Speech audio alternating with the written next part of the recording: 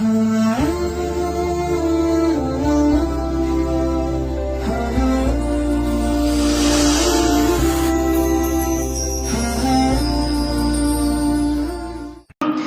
کے اس دور میں امت میں اتحاد کو پیدا کریں، امت میں اتحاد کو پیدا کریں۔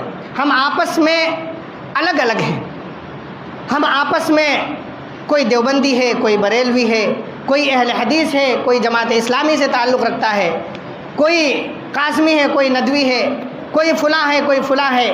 ہم لوگ آپس میں اتنے فرقوں میں بٹے ہوئے ہیں کہ ہم اپنے آپ کو ایک نمبر کا مسلمان سمجھتے ہیں اور سامنے والے کو 2 نمبر کا مسلمان سمجھتے ہیں۔ حالات یہ ہیں کہ ذرا آپ عقل کا استعمال کریے۔ جو لوگ ہمارے مخالفت میں ہیں اور جو غیر ہیں وہ ہم سب کو صرف مسلمان سمجھتے ہیں۔ وہ ہم سب کو یہ نہیں سمجھتے کہ یہ دیوبندی ہے یا بریلوی ہے، وہ یہ نہیں سمجھتے کہ یہ جماعت اسلامی ہے یا اہل حدیث ہے، وہ یہ نہیں سمجھتے کہ یہ کس فرقے سے تعلق رکھتا ہے، وہ یہ سمجھتے ہیں کہ یہ مسلمان ہے۔ اور اسی نام پر اللہ کے نبی نے کہا تھا انما المسلمون اخوہ، یہ مسلمان جو ہیں آپس میں بھائی بھائی ہیں، جس کا مطلب یہ ہے کہ اگر کوئی شخص اشہد ان لا الہ الا اللہ واشہد ان محمدا عبدہ ورسولہ یہ کلمہ پڑھتا ہے تو چاہے وہ دنیا کے کسی بھی کونے میں ہو وہ ہمارا بھائی ہے۔ آج جب چائنا میں یغور مسلمانوں کے اوپر حملہ کیا جاتا ہے، جب ان کو کاٹا جاتا ہے اور مارا جاتا ہے تو ہم ان کے مسلک کو نہیں پہچانتے ہیں، ہم یہ نہیں کہتے ہیں کہ وہ دیوبندی ہیں یا بریلوی ہیں۔ جب روہنگیا میں مسلمانوں کے اوپر ظلم ہوتا ہے تو ہمارا دل صرف اس لیے تڑپتا ہے کہ یہ مسلمان ہیں، کیا ہم وہاں پر مسلک کو معلوم کرتے ہیں؟